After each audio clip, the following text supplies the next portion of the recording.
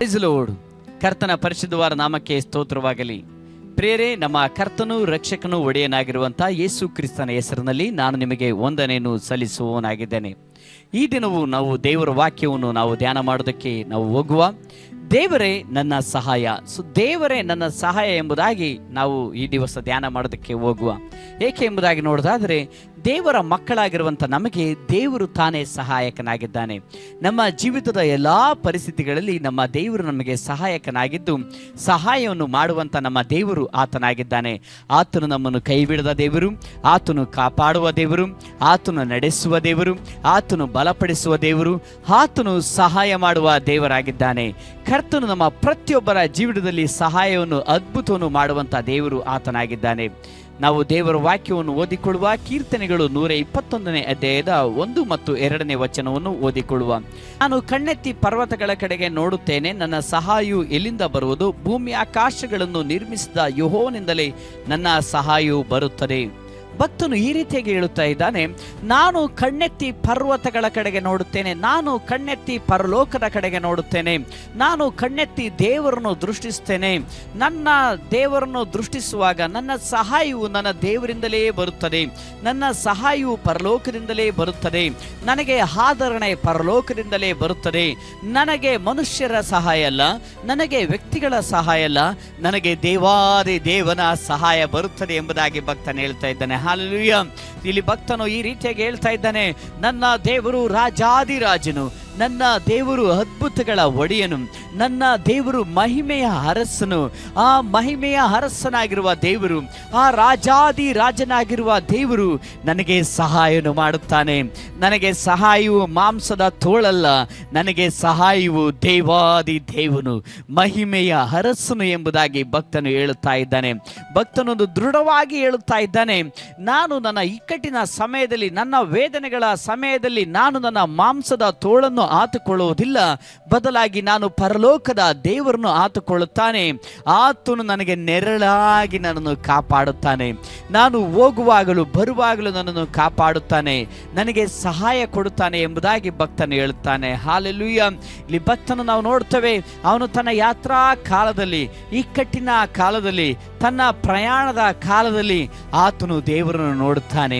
ತನ್ನ ಇಕ್ಕಟ್ಟಿನಲ್ಲಿ ದೇವರನ್ನು ನೋಡುತ್ತಾನೆ, ದೇವರನ್ನು ನಿರೀಕ್ಷಿಸ್ತಾನೆ. ಆಗ ಕರ್ತನು ಈ ರೀತಿಯಾಗಿ ಹೇಳುತ್ತಾನೆ, ನಾನು ನಿನಗೆ ಸಹಾಯಕನಾಗಿದ್ದು ಸಹಾಯವನ್ನು ಒದಗಿಸುತ್ತೇನೆ ಎಂಬುದಾಗಿ ದೇವರು ಭಕ್ತನಿಗೆ ಆದರಣೆಯನ್ನು ಕೊಡುವ ದೇವರಾಗಿದ್ದಾನೆ. ಅದೇ ರೀತಿಯಾಗಿ ಕೀರ್ತನೆಗಳು 27ನೇ ಅಧ್ಯಾಯದ 1ನೇ ವಚನ ಈ ರೀತಿಯಾಗಿ ಹೇಳುತ್ತದೆ, ಯೆಹೋವನು ನನಗೆ ಬೆಳಕು ರಕ್ಷಕನು ಆಗಿದ್ದಾನೆ, ನಾನು ಯಾರಿಗೆ ಭಯಪಟ್ಟೆನು? ಯೆಹೋವನು ನನ್ನ ಪ್ರಾಣದ ಆಧಾರವು, ನಾನು ಯಾರಿಗೆ ಹೆದರೆನು ಎಂಬುದಾಗಿ ಭಕ್ತನು ಹೇಳುತ್ತಾನೆ. ಹಾಲೆಲೂಯಾ. ದೇವರು ನನಗೆ ಬೆಳಕು ರಕ್ಷಕನಾಗಿದ್ದಾನೆ, ದೇವರು ನನ್ನ ರಕ್ಷಕನಾಗಿದ್ದಾನೆ. ದೇವರು ನನ್ನನ್ನು ಎಲ್ಲಾ ವಿಧವಾದಂಥ ಆಪತ್ತುಗಳಿಂದ, ಎಲ್ಲ ವಿಧವಾದಂಥ ಪರಿಸ್ಥಿತಿಗಳಿಂದ ದೇವರು ನನ್ನನ್ನು ರಕ್ಷಿಸ್ತಾನೆ. ಇಂಥ ದೇವರು ನನ್ನ ಸಂಗಡ ಇರುವ ಕಾರಣ ನಾನು ಯಾರಿಗೆ ಹೆದರೆನು, ಯಾವುದಕ್ಕೆ ಭಯಪಟ್ಟನು ಎಂಬುದಾಗಿ ಭಕ್ತನು ಹೇಳ್ತಾ ಇದ್ದಾನೆ. ಹಾಲೆಲೂಯಾ. ಪ್ರಿಯರೇ, ದೇವರ ಮಕ್ಕಳ ಜೀವಿತದಲ್ಲಿ, ದೇವರನ್ನು ಹಾತುಕೊಳ್ಳುವವರ ಜೀವಿತದಲ್ಲಿ ದೇವರು ಸಹಾಯ ಮಾಡೋದಕ್ಕೆ ಆತನು ಸಿದ್ಧನಾದ ದೇವರಾಗಿದ್ದಾನೆ. ಹಾಲೆಲೂಯಾ. ದೇವರ ವಾಕ್ಯವು ಈ ರೀತಿಯಾಗಿ ಹೇಳುತ್ತದೆ. ಕೀರ್ತನೆಗಳು 46ನೇ ಅಧ್ಯಾಯದಲ್ಲಿ ದೇವರ ವಾಕ್ಯವು ಹೇಳುವಂಥ ದೇವರ ವಾಕ್ಯ ಹೇಳುತ್ತದೆ, ದೇವರು ನನಗೆ ಆಶ್ರಯ ದುರ್ಗವಾಗಿದ್ದಾನೆ ಎಂಬುದಾಗಿ. ಹಾಲೆಲೂಯಾ. ದೇವರು ನಮಗೆ ಆಶ್ರಯ ದುರ್ಗವಾಗಿದ್ದಾನೆ. ಆತನು ಇಕ್ಕಟ್ಟಿನಲ್ಲಿ ನಮಗೆ ವಿಶೇಷ ಸಹಾಯಕನು ಎಂಬುದಾಗಿ ದೇವರ ವಾಕ್ಯದಲ್ಲಿ ನಾವು ನೋಡುವವರಾಗಿದ್ದೇವೆ. ದೇವರು ನಮಗೆ ಆಶ್ರಯ ದುರ್ಗವಾಗಿದ್ದಾನೆ. ಆತನು ಇಕ್ಕಟ್ಟಿನಲ್ಲಿ ವಿಶೇಷವಾದಂತಹ ಸಹಾಯವನ್ನು ಮಾಡುವ ದೇವರಾಗಿದ್ದಾನೆ. ದೇವ ಮಕ್ಕಳುಗಳು ಇಕ್ಕಟ್ಟಿನಲ್ಲಿ ಹೋಗುತ್ತಿರುವಾಗ, ದೇವ ಮಕ್ಕಳುಗಳು ವೇದನೆಯಲ್ಲಿ ಹೋಗುತ್ತಿರುವಾಗ, ದೇವ ಮಕ್ಕಳುಗಳು ಅವರ ಜೀವಿತದಲ್ಲಿ ಬಾಧೆಯಲ್ಲಿ ಅವರು ಹೋಗುತ್ತಿರುವಂತಹ ಸಮಯದಲ್ಲಿ ದೇವರು ಅವರ ಜೀವಿತದಲ್ಲಿ ಆಶ್ರಯವಾಗಿದ್ದು ವಿಶೇಷವಾದ ಸಹಾಯವನ್ನು ಮಾಡುವ ದೇವರಾಗಿದ್ದಾನೆ. ಹಾಲೆಲೂಯಾ.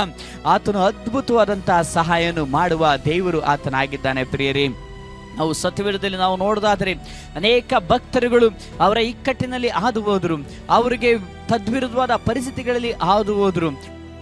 ಅವರಿಗೆ ವಿರುದ್ಧವಾದ ಪರಿಸ್ಥಿತಿಯಲ್ಲಿ ಅವರು ಹಾದು ಹೋಗುತ್ತಿರುವಂತಹ ಸಮಯದಲ್ಲಿಯೂ ದೇವರವರ ಸಂಗಡ ಇದ್ದು ಅವರನ್ನು ಕಾಪಾಡುತ್ತಾ ಬಂದನು. ಹಾಲೆಲೂಯಾ. ನಮ್ಮ ದೇವರು ನಮಗೆ ಸಹಾಯವನ್ನು ಮಾಡುವಂಥ ದೇವರು, ನಮ್ಮ ದೇವರು ನಮ್ಮನ್ನು ಕಾಪಾಡುವಂಥ ಕರ್ತನು ಆತನಾಗಿದ್ದಾನೆ.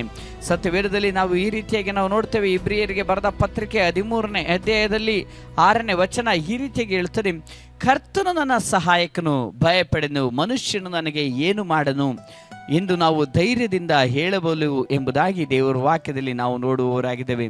ದೇವರ ವಾಕ್ಯದಲ್ಲಿ ನಾವು ನೋಡ್ತೇವೆ, ಕರ್ತನು ನನ್ನ ಸಹಾಯಕನು ಎಂಬುದಾಗಿ.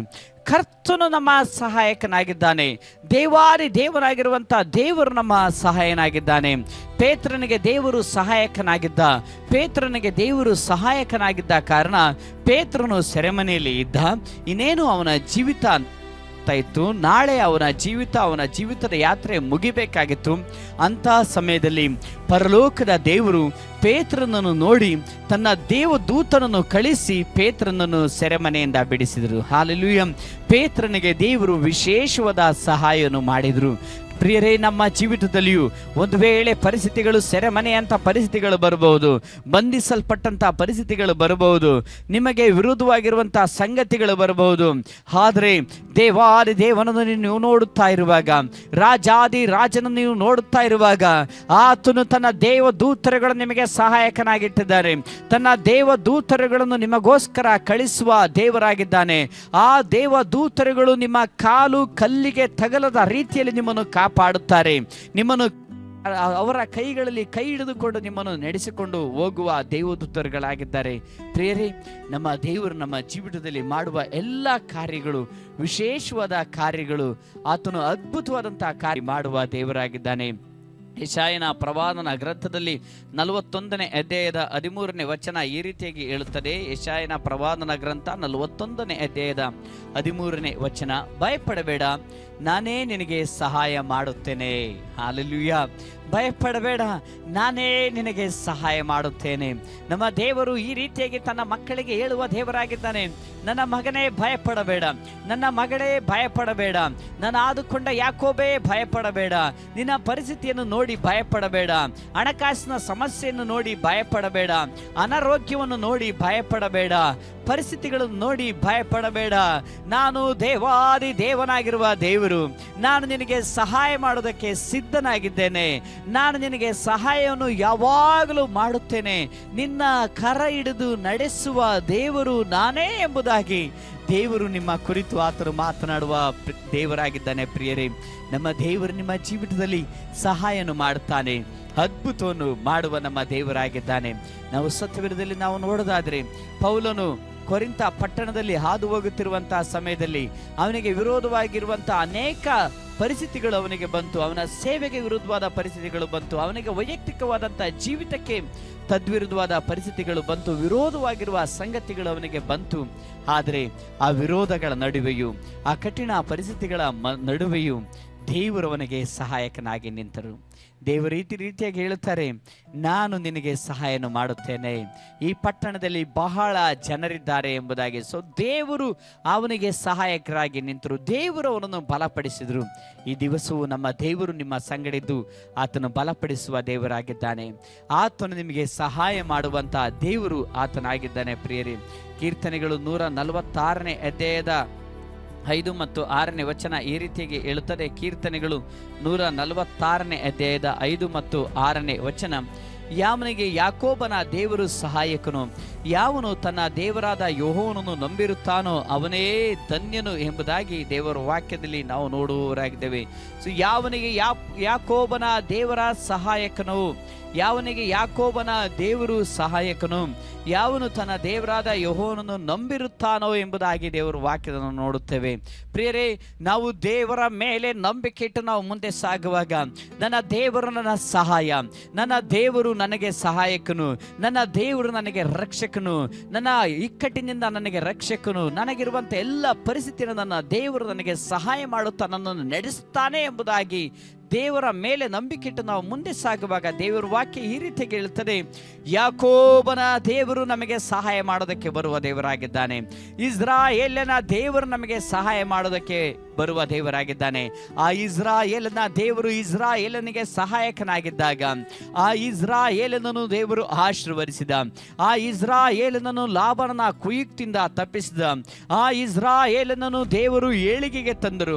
ಆ ಇಸ್ರಾಯೇಲರನ್ನು 12 ಕುಲಗಳಿಗೆ ಒಬ್ಬ ಅಧಿಪತಿಯನ್ನಾಗಿ, 12 ಕುಲಗಳಿಗೆ ಒಬ್ಬ ತಂದೆಯನ್ನಾಗಿ ಇಸ್ರಾಯೇಲರ ದೇವರು ಯಾಕೋಬನನ್ನು ಮಾಡಿದರು. ಈ ದಿವಸವು ಪ್ರಿಯರೇ, ನಿಮ್ಮನ್ನು ನಮ್ಮ ದೇವರು ಆಶೀರ್ವದಿಸುವಂತಹ ಸಮಯವು ಈ ಸಮಯವಾಗಿದೆ. ನಿಮ್ಮ ಜೀವಿತದಲ್ಲಿ ದೇವರು ಅದ್ಭುತವನ್ನು ಮಾಡುವಂತಹ ಸಮಯವು ಈ ಸಮಯವಾಗಿದೆ. ಆದ ಕಾರಣ ಕರ್ತನನ್ನು ನಿರೀಕ್ಷಿಸಿಕೊಂಡಿರಿ. ಕರ್ತನು ನಿಮ್ಮ ಜೀವಿತದಲ್ಲಿ ಅದ್ಭುತಗಳನ್ನು ಮಾಡುವ ದೇವರಾಗಿದ್ದಾನೆ. ದೇವರು ಈ ವಾಕ್ಯವನ್ನು ಆಶೀರ್ವದಿಸಲಿ. ನಾವು ಪ್ರಾರ್ಥನೆ ಮಾಡುವ. ಕರ್ತನೇ, ಈ ವಾಕ್ಯದ ಪ್ರಕಾರ ನಾವು ನಿಮಗೆ ಸ್ತೋತ್ರವನ್ನು ಸಲ್ಲಿಸ್ತೇವೆ ದೇವರೇ. ಕರ್ತನೇ, ಈ ವಾಕ್ಯದ ಪ್ರಕಾರ ನೀವು ಆಶೀರ್ವದಿಸಿರಿ. ಕರ್ತನೇ, ಈ ವಾಕ್ಯವು ಪ್ರತಿಯೊಬ್ಬರ ಜೀವಿತದಲ್ಲಿ 100ರಷ್ಟು, 60ರಷ್ಟು, 30ರಷ್ಟು ಫಲ ಕೊಡಲಿ ಸ್ವಾಮಿ. ಯಾರೆಲ್ಲ ಈ ವಾಕ್ಯವನ್ನು ಕೇಳ್ತಾ ಇದ್ದಾರೋ ಇವರೆಲ್ಲರ ಜೀವಿತದಲ್ಲಿ ನಿಮ್ಮ ಸಹಾಯ ಉಂಟಾಗಲಿ, ನಿಮ್ಮ ದಯೆ ಉಂಟಾಗಲಿ, ನಿಮ್ಮ ಕನಿಕರ ಉಂಟಾಗಬೇಕೆಂಬುದಾಗಿ ನಾವು ಕೇಳಿಕೊಳ್ತೇವೆ ದೇವರೇ. ಈ ರೀತಿಯಾಗಿ ನೀವು ಸಹಾಯ ಮಾಡಿರಿ, ನೀವೇ ಚಲಿಸಿರಿ. ಯೇಸುವಿನ ನಾಮದಲ್ಲಿ ತಂದೆಯೇ, ಆಮೆನ್.